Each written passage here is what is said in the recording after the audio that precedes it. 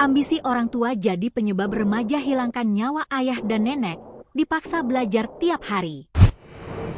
Sebuah kabar menyebutkan bahwa pelaku mas remaja 14 tahun yang hilangkan nyawa ayah dan neneknya di Lebak Bulus mengalami depresi.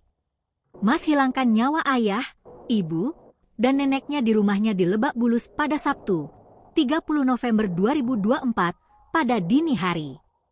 Ayah dan neneknya tewas ditikam dan ibu berhasil melarikan diri dengan luka sekujur tubuh. Mas sempat mengaku ada bisikan gaib untuk membunuh keluarganya. Namun kali ini terkuak kabar bahwa Mas dipaksa untuk belajar setiap hari hingga alami depresi. Menurut akun Uni, Senin, 2/12/20240, pelaku pembunuhan di Lebak Bulus disebut mengalami depresi karena ambisi orang tuanya sejak kecil. Orang tua pelaku disebut menekan anaknya supaya menjadi siswa yang pintar dan harus masuk sekolah negeri. Kemarin sorenya si pelaku masih mengunggah status diwa seperti ini. Gue baru sampai rumah, udah disuruh belajar lagi. Pede hal ujian masih hari Selasa, kata warganet yang mengaku melihat story WhatsApp pelaku sebelum pembunuhan terjadi.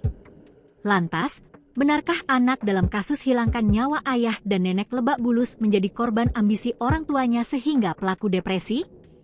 Kata polisi soal anak pelaku penghilangan nyawa di Lebak Bulus.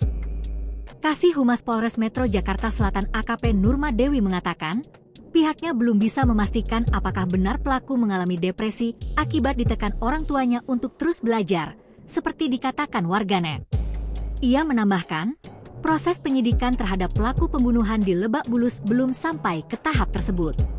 Belum diketahui dugaan depresinya.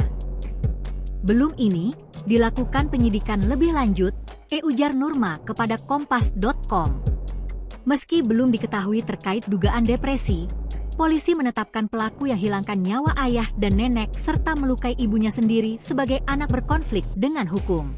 Download Tribun X sekarang, menghadirkan lokal menjadi Indonesia.